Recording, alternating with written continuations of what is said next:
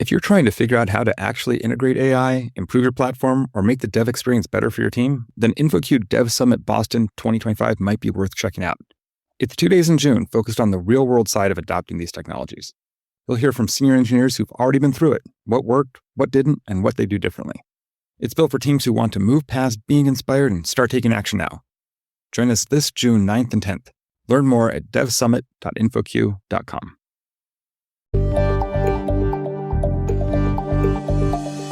Hello, and welcome to another episode of the InfoQ podcast. Today, I'm joined by Vlad Khononov. Vlad is a software engineer with extensive industry experience working for companies large and small, in roles ranging from webmaster to chief architect. His core areas of expertise include software architecture, distributed systems, and domain-driven design. He is a consultant, trainer, speaker, and the author of Learning Domain-Driven Design. But today, we're going to be talking about the ideas in Vlad's latest book, Balancing Coupling in Software Design. Vlad, welcome to the InfoQ podcast. Hey, Thomas. Thank you so much for having me. So the title of your book, Balancing Coupling, and I think a lot of architects and engineers are familiar with the idea of wanting low coupling. We want to have our systems loosely coupled. But as your book points out, that's really an oversimplification, that we don't want to have no coupling. We need to have a balanced coupling. So can you explain why that's an oversimplified idea to say we just want loose coupling everywhere? Yeah, so by the way, loose coupling is okay. What I'm really afraid of is people saying, let's decouple things. Let's have completely independent components in our system, which is problematic because if you ask yourself, what is a system? What makes a system? Then the answer is a system is a set of components working together to achieve some overarching goal. Now, in order to achieve that goal, it's not enough to have those components. They have to work together. Those interactions is what makes the value of that whole system greater than the sum of its components, sum of its parts. And those interactions is what we usually call coupling. If you look that word up in a dictionary, coupled means connected. So to make the system work, we need coupling. Now, of course, too much of a good thing is going to be bad. Like we need water. Any living organism that we know of on this planet needs water to survive. However, if you're going to drink too much water, well, guess what's going to happen? Nothing good is going to happen. Same with coupling. We cannot eliminate it because just as in the case of water, you're not going to survive. A system is not going to survive. So we need to find that just right amount of coupling that will make the system alive. It will allow it to achieve that overarching goal. I like the idea of if we add too much water, maybe that's how we get to the big ball of mud, that we have everything is completely connected and we can't see where there should be good separations between those couples. You can't see the modules that should be there that make the system understandable. And I know that's part of it is we want to get to small enough modules that we can understand and work with and evolve over time without having to handle the entire big ball of mud, if you will. So that coupling itself, that's not the problem. The problem really is the complexity. And I think people sometimes correlate the two, that if I have a highly coupled system that everything's talking to each other, that's causing the complexity. Can you distinguish where coupling and complexity are not always the same thing? One isn't always the bad? Yeah, that's a great point. And the thing is, when we are designing the system, we need to find that just right amount of coupling to make it work. And if you go overboard, as you said, we'll end up with that monster that we usually call big ball of mud. And that pretty much describes what we are afraid of, complexity. I guess anyone with few years of experience in software engineering has that experience of working on a big ball of mud project that maybe it works, but nobody has the courage to modify it because you don't know what's going to happen following that change, whether it's going to break now or it's going to break a week later after it was deployed to production, and what is going to break.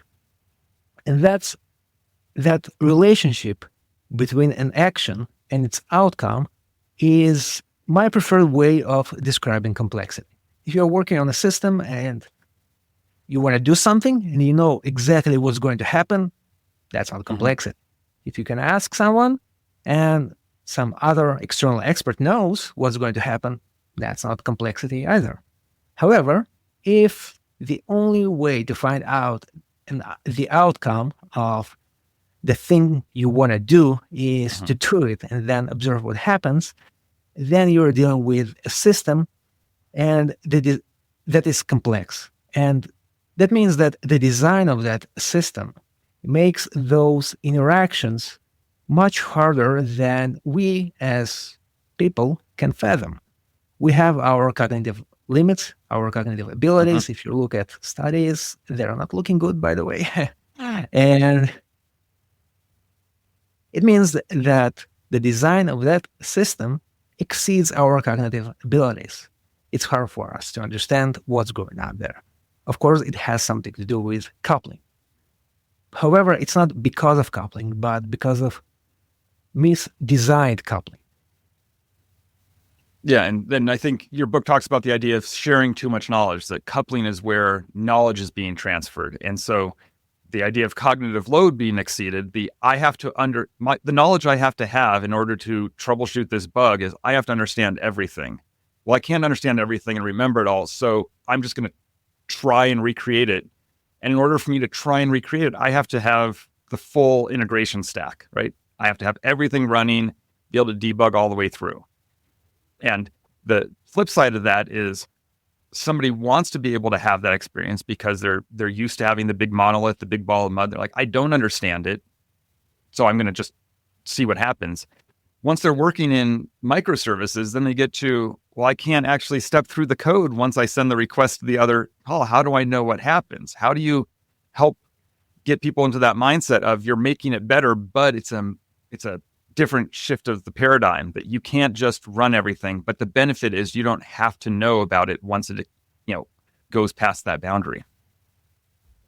Yeah, and that's the thing about coupling. We are way too used to oversimplify it as, hey, coupling is bad, let's eliminate all the coupling. That's how we get modular software systems.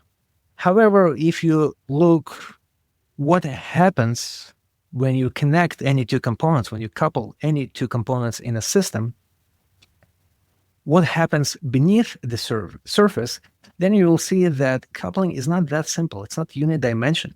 Actually, it manifests itself in 3 dimensions. As you mentioned, first of all, we have that knowledge sharing. You have two components working together. How are they going to work together? How are they going to communicate with each other? How are they going to understand each other? They need to exchange, to share that knowledge. Then we have the dimension of distance. If you have two objects in the same file, then the distance between the source code of the two objects is short. However, if those two objects belong to different microservices, then you have different code bases, different projects, different repositories, maybe even different teams. Suddenly, the distance grows much bigger. Why is that important? Well, the longer the distance that is traveled by the knowledge, the sooner it will cause that cognitive overload. And we'll say that, hey, that's complexity. We need to decouple things.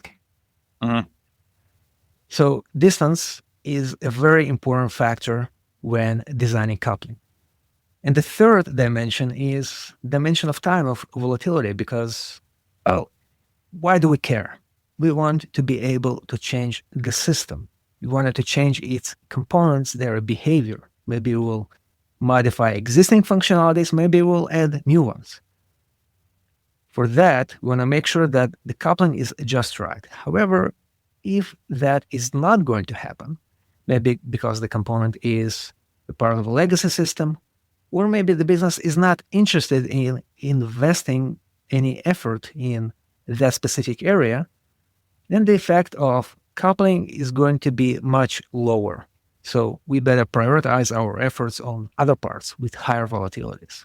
So I want to talk about that distance part first. I think that's a new way of thinking of stuff, of the problem, because I think we can relate to I'm going to separate this into microservices, and that'll solve my problem. Yeah. And if you go back to the combination of how much knowledge is being shared and how far away it is, well, if I have all the code in my monolith, then the distance between the code is pretty low, right? Like I can change all of the code all at once, but that also leads to a lot of complexity because I might not be able to easily see what code I need to change because there's too much of it. Now, if I take it into the microservices approach, I can say, I only need to change this. There's only so much code to look at. I can understand it. But if I make a change here, I also need to make a change in this upstream or downstream service that they have to know that I'm making the change. Then you're saying that that's where the knowledge comes in. The knowledge being shared is tightly coupled. Is that a good explanation of what you're trying to say? Yeah. That's where complexity gets complex. Right. We have two types of complexities when working on any system. First, let's say that you're working on one of its components, and it is a small, big ball of mud. Let's call it a small ball of mud. Then we could say that the local complexity of that component is high. We don't understand how it works, and if we want to change something, we don't know what's going to happen. Now, there is another type of complexity, and that's global complexity. And this one is about the interactions on a higher level of abstraction. Say, we have our component and other components of that system, and they're integrated in a way that makes it hard to predict how changing one of the components is going to be, whether it's going to require simultaneous changes in other components. So that's global complexity. The difference between the two, as you mentioned, is distance. And way back when the microservices hype just started, people wanted to decouple things by increasing the distance because previously we had all that knowledge concentrated in a monolith. Let's call it the old school monolith. Everything in one physical boundary. Now, back then, decoupling involved extracting functionalities into microservices. So we increased the distance. However, way too many projects focused just on that, on increasing the distance. They were not focused enough on, hey, what is that knowledge that is going to travel that increased distance? And that's how many companies ended up transforming their old school monoliths in new shiny distributed monoliths. So they kind of traded local complexity into global complexity. And that only becomes a problem when that third element, that third dimension of volatility rears its head. Because as long as those two things don't change, the fact that they share knowledge over a long distance shouldn't matter.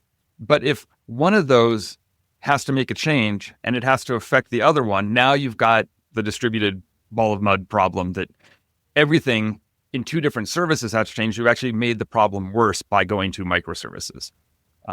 So that's where all three factors have to be considered, correct? Yeah, exactly. And that's funny because all those companies that tried doing that, of course, they didn't decompose their whole systems on the very first day of that microservice endeavor. No, they started with a small proof of concept. And that proof of concept was successful. So they said, hey, let's go on. Let's proceed and apply the same decomposition logic everywhere else. Now, the difference is that POC is usually done on something that is not business critical. Its volatility is low. So you are kind of safe introducing complexity there.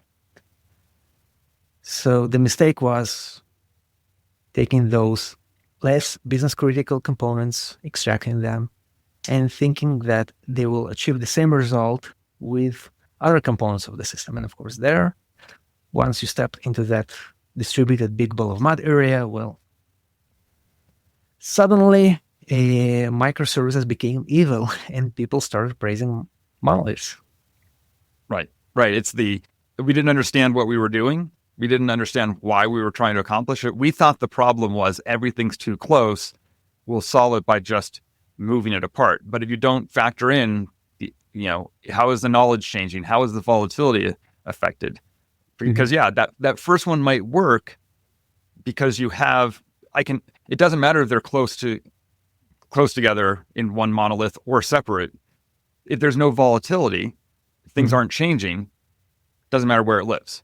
But once you get to, this is something that we're going to be making changes to really quickly, because that was the other thing that people said, if we go to microservices, we can make changes really quickly.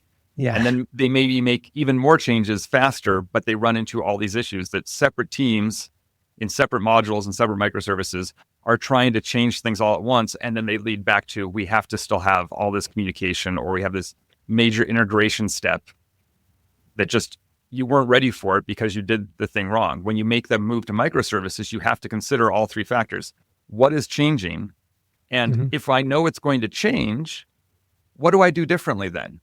How do I, because obviously we still want to break those things up, but how do I say this is going to be a volatile module? It's going to have, core business. It's going to be evolving. What's the solution then? Because I want to be able to change it. Yep. That dimension of space distance is very tricky, and what makes it even trickier is that it has, let's call it, sub-dimensions. So first, we have that physical distance between source codes. The greater that distance gets, the harder it is going to be to modify the two components simultaneously. So that's one thing. We have another force that works in the opposing direction, and that's lifecycle coupling. The closer things are, the more related their life cycles. So they will be developed, tested, deployed together. If you have components implemented in the same physical boundary, for example, as you go toward the other end, then you're reducing those lifecycle dependencies. And then we have socio-technical factors. Like, those two components are implemented by the same team, or do we have to coordinate the change with multiple teams? And suddenly the distance can grow even larger, and the lifecycle coupling will be reduced even further. So distance is super important, but as you mentioned, what makes it all, let's call it, painful is that knowledge that is going to travel that distance. Right. So if I know that this thing is going to be changing, in some ways, those changes affect the knowledge that is being shared, right? If I'm adding new features and functionality, that means there's more knowledge in this module. And if I have to communicate those changes, that's the challenge. So is the trade-off of, I'm going to have more volatility in this module, I have to reduce the knowledge that's being shared, reduce that integration strength of how tightly those two things are coupled? Is that a matter of defining good API boundaries, for example? Yeah, so we have to manage that knowledge that we are sharing across the boundaries. We have to make it explicit. Now, the thing about knowledge is, as you said, the more knowledge we are sharing, the more cascading changes will follow, because the more knowledge we share, the higher the chances that a piece of that shared knowledge will change, and then we'll have to communicate that change to the other component, to the coupled component. Now, how do we evaluate knowledge? What units should we use to measure knowledge? That's a tricky question. It's tricky, and I'm not sure we have an answer for that. However, what we do have is a methodology from 70s called structured design. And in it, there was a model for measuring or for evaluating interdependencies between components of a system called module coupling. That model had 6 levels. They were focused around the needs of systems that were written in those days. So But essentially, these levels describe different types of knowledge that can be exchanged across boundaries of components. In my model, in the balanced coupling model, I adapted module coupling and changed its name to integration strength. I had to change its name because the levels of the model are completely different. Right. Because, again, they have to be accessible to people working on modern systems. I reduced the levels to 4 basic types of knowledge to make it easier to remember them. And if you need finer grained details, then you can use a different model from a different era called connaissance to measure the degrees of those types of knowledge. So the basic 4 types of knowledge are from highest to lowest. First of all is intrusive coupling. So you have a component with public interface that should be used for integration. However, you say, okay, that's fine. I have a better way. I will go to your database directly, pick whatever I need, maybe modify it. In other words, intrusive coupling is all about using private interfaces for integration. Once you introduce that dependency on private interfaces, you basically have a dependency on implementation details. So any change can potentially break the integration. So with intrusive coupling, you have to assume that all knowledge is shared. Right. That's the classic. If you have a microservice, you own your own database and no one else is allowed to go there. They have to go through this boundary. And I like that you're calling back to these are papers written in the 50 years ago. And no one was talking about microservices there. No one was talking about having separate databases, but it's still the same idea of I can structure this so that in order for this to go through, it has to go through this module. That's why, C++ evolved to have object-oriented design to say I have this class and it has behavior and here's public and private data. And that's what you're talking about. If you can just get all the way through, there's no point in having that public versus private interface. Yeah. It's funny. If you look at one of the books from that period, one that I particularly like is called Composite Structure Design by Glenford Myers. And if you ignore the publishing date, it sounds like he's talking about the problems we're facing today. Right. It's crazy. Yeah. So what's the next level after that intrusive coupling? Yeah. So after intrusive coupling, we have the functional coupling. And here we are sharing the knowledge of functional requirements. We are shifting from how the component is implemented to what that component implements. What is that business functionality? Again, that's quite high amount of knowledge that is shared by this type, because if you share that kind of knowledge, then probably any change in the business requirements is going to affect both of the coupled components. So they will change together. Next, we have model coupling, which means we have 2 components that are using the same model of the business domain. Now, DDD people will get it right away. But the idea is when we are developing a software system, we cannot encode all the knowledge about its business domain. It's not possible. If you are building a medical system, you are not going to become a doctor, right?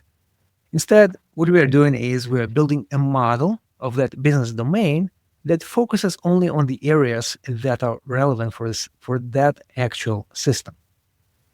Now, once you have 2 components based on the same model, then if you have an insight into that business domain and you want to improve your model, then guess what? Both of them will have to change simultaneously. So that's model coupling. And the lowest level is contract coupling. Here we have an integration contract. You can think about it as a model of a model that encapsulates all other types of knowledges.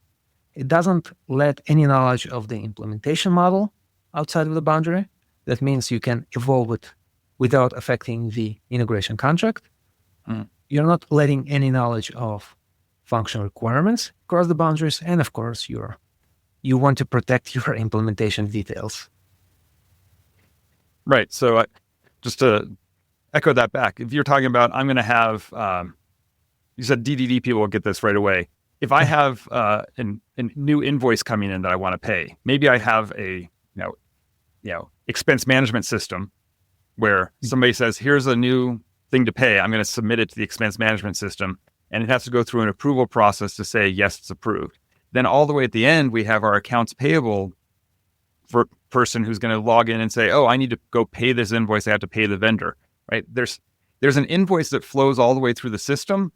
But if you say, I need to know how is it going to get paid at the end, all the accounting details up front, it's tightly coupled. If you think about it from who's doing the work, you might have the invoice request that starts in expense management, and then the paid invoice. And those ideas of I have one model, but that the words sound the same, but ubiquitous language says in this domain, that's what this means. And I work on accounting systems. So the invoice, whether you're in accounts payable or accounts receivable, we both have invoices, but they're exactly the opposite. Am I going to pay someone, or is someone going to pay me? Mm-hmm. And so ubiquitous language helps us reduce the cognitive load, because I know in this space, I'm only talking about this part of the workflow because it's satisfying this person, this role, they're doing their job.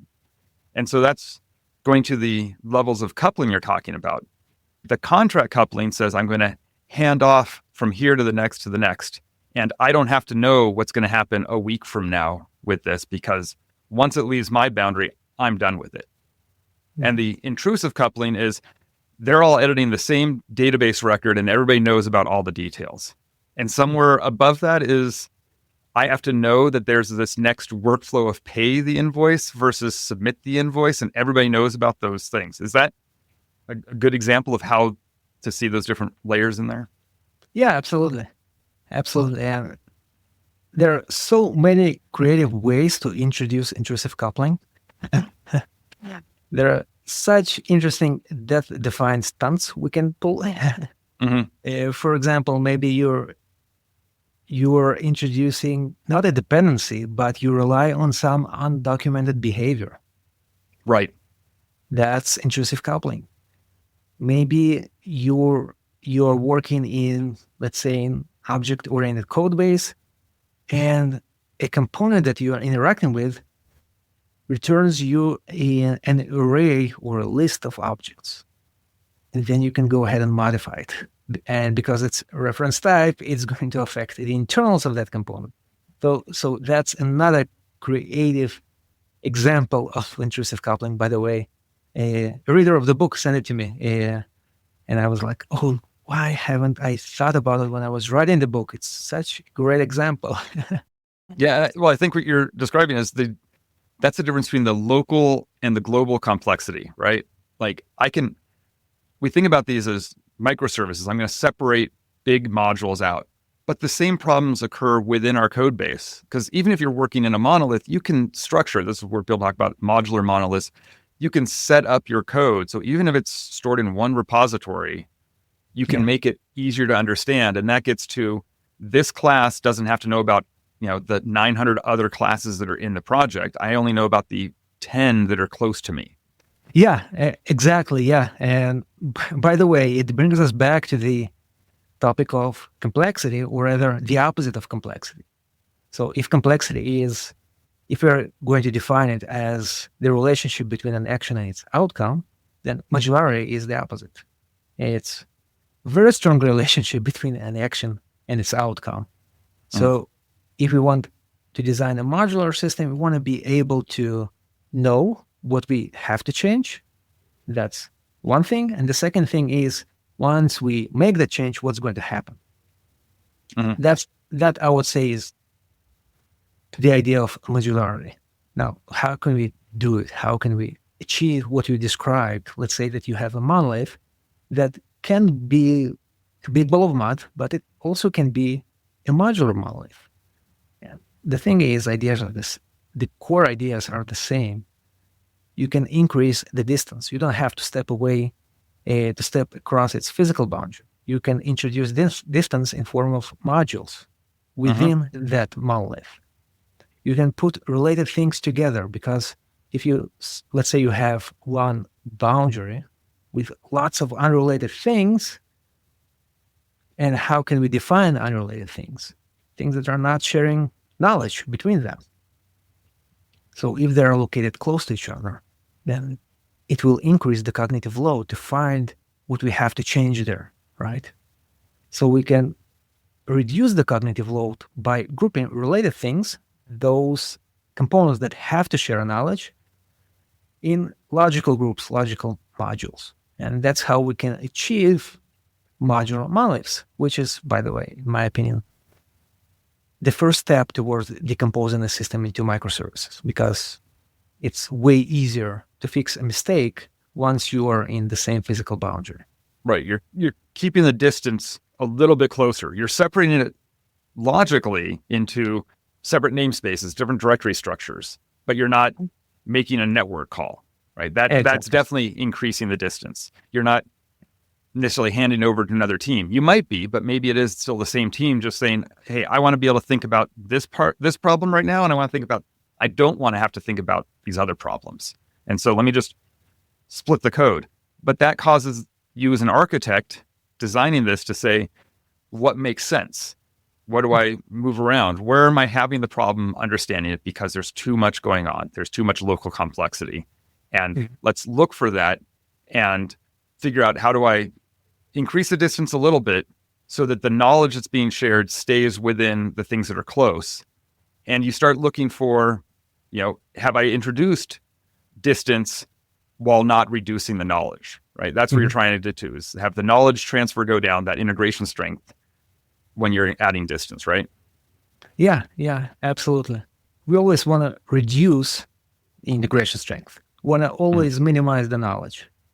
But if you're familiar with the business domain, you kind of know that, hey, here I need to use the same model of the business domain. Here we have closely related business functionalities. So it doesn't matter if you want to reduce it to the minimum, you can't. You have to remain on that level of, let's say, for example, functional coupling. Once you observe that level of knowledge being shared, then you have to take it into consideration and balance it with another dimension, which is distance. Don't spread those things apart, because otherwise that's going to be cognitive load and, as a result, complexity.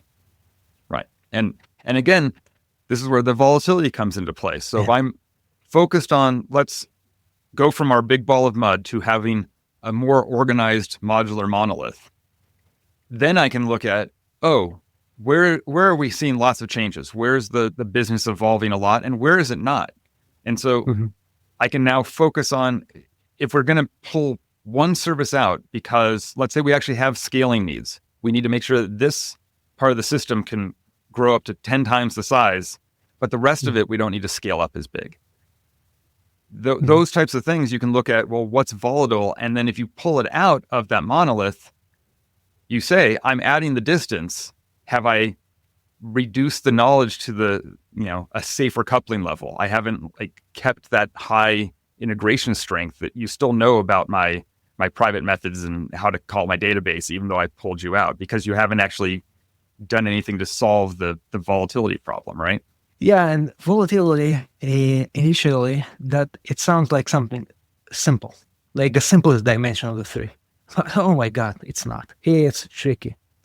Because to truly predict the rate of changes in a component, it's not enough to look at maybe your experience or at the source code, because there are things like, we can differentiate between essential volatility and accidental volatility, or accidental involatility. Accidental volatility can be because of poor design of the system. Things are changing just because that's the way the system is designed. And accidental involatility can happen. Let's say that you have an area of the system that the business wants to optimize, but it is designed in such a way that people are afraid to touch it. Right. And the business is afraid to touch it, to modify it as well as a result. So to truly evaluate volatility, you have to understand the business domain. You have to analyze the business strategy, what differentiates that system from its competitors. Again, the people are thinking about core subdomains right now. Yep. And and once you identify those areas based on their strategic value to the company, then you can really start thinking about the volatility levels desired by the business. Uh-huh. And that's where you mentioned things happen internal and external. So the business might have, we want to pursue this new business venture, or this was an MVP and this MVP is taken off. We want to make sure it's a product we can sell to more people, but we need to make changes to it. So there are business drivers that can change the code, but there's also internal things like I just need to make sure my code is on the latest version of whatever so that it's not sitting there getting obsolete and hasn't gotten security patches or whatever. So some of those, the system's just going to evolve over time because you need to keep, even the legacy code, you need to keep up to date to some standards. And then there's no, we want to make big changes because the business is asking us to, right? So the architect has to factor in all of those things, as well as, I think you mentioned the socio-technical aspects, right? Who is going to do the work? All of this comes into play. It's not always just one simple solution. Like you can't just go to loose coupling, right? Yeah, and it's complicated. I'm not going to say that it's complex, but it's complicated. But the good news is that once you truly understand the dynamics of system design, it doesn't really matter what level of abstraction you're working on. The underlying rules are going to be the same, whether it's methods within an object or microservices in a distributed system. The underlying ideas are the same. If you have a large amount of knowledge being shared, balance it by minimizing the distance. If you're not sharing much knowledge, you can increase the distance. So it's one of the two. Either knowledge is high and the distance is low, or vice versa. Distance is high, but knowledge is low. Or things are not going to change, which is volatility is low, which can balance those two altogether. Right. So if you just looked at strength and distance, like how much knowledge is being shared over too long, like that looks bad. But if it's never going to change, you don't care. If it does change, then it's not balanced. Mm-hmm. On the flip side, if it's going to change a lot, then you need to think about the relationship between the integration strength and the distance. So if there's not much knowledge being shared over a long distance, that's okay. Or if there's a lot of knowledge shared over a small distance, that's okay. So you can have one but not both if things are changing. But if things aren't changing, you don't care. Yeah. And of course, things are not changing today. Maybe something is going to change on the business side tomorrow. And you, as an architect, you have to be aware of that change and its implications on the design. The classical example here is I am integrating a legacy system. Nobody is going to change it. And I can just go ahead and grab whatever I need from its database. And that's fine.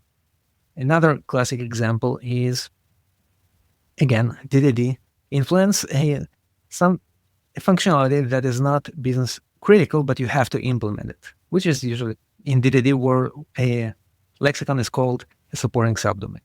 Usually they're going to be much less volatile than core subdomains. However, business strategy might change and suddenly that core subdomain will evolve into a core one. Suddenly, there is that big strategy change that should be reflected in the design of the system. So it's 3 dimensions working together, and whether you will end up with modularity or complexity depends on how you're balancing those forces. Right. And I think you got to the last point I wanted to get to is we can design this for today based on what we know, but 6 months, 6 years from now, those things might shift, not because of things we can predict right now. And if you try and design for that future state, you're always going to make some mistakes, but you want to set yourself up for success. So do the small things first. Like if it is reorganize your code so it's a little easier to understand, that seems like a benefit. But don't jump to, I have to have all microservices. And I liked how you talked about how this can be applied at the system level or the component level or the code level. I think you described this as like the fractal approach of no matter how much you keep looking at it, the same problem exists at all these different layers of the system. So that coupling and balance is something you have to look at different parts of your system, either inside a microservice, at the entire system level, and what are you trying to solve for at different times, right? Mm-hmm. Yeah. And that's, by the way, why I'm saying that if you pick up a book from 70s, like that book I mentioned, Composite Structure Design, it looks way too familiar. The problems that they're facing, the problems they're describing, the solutions they're applying are also going to be quite familiar once you step over those terms that are used there, because they're used on, those terms are based on languages like Fortran, COBOL. You need some time, some cognitive effort to understand what they mean. But yeah, the underlying ideas are the same. It's just a different level of abstraction that was popular back then.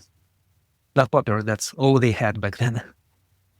So if you want to follow up with you or want to learn more about your balanced coupling model, any recommendations of where they can go next?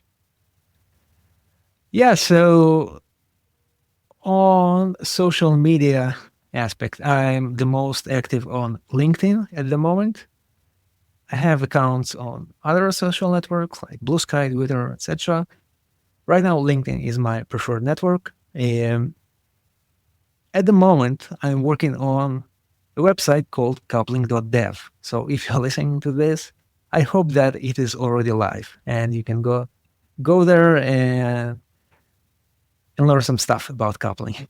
Well, Vlad Khononov, I want to thank you again for being on the InfoQ podcast. Thank you so much, Thomas. It's an honor and a pleasure being here. And listeners, we hope you'll join us again soon for a future episode.